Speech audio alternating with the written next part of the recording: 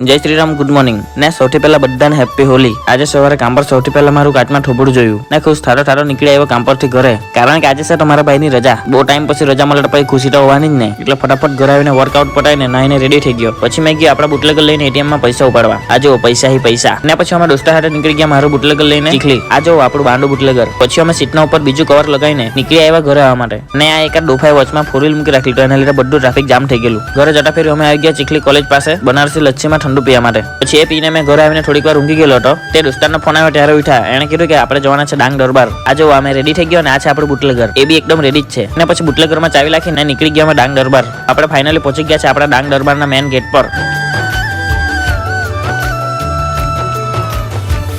और ये देखो अपना सुपर हीरो। અહીંયા ચાલે છે બધા અલગ અલગ પ્રકારના નૃત્યો।